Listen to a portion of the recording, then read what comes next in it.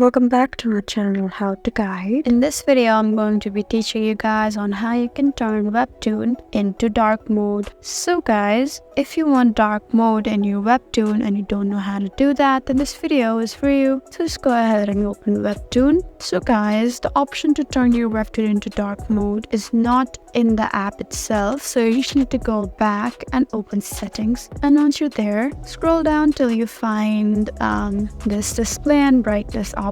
Just tap there, and once you're here, you can just change your appearance to dark, and that will also automatically change your Webtoon to dark mode. And as you can see, I have already chosen the dark one, and once I open Webtoon, you can see that the Webtoon is also in the dark mode. So guys, that's how you turn your Webtoon into dark mode.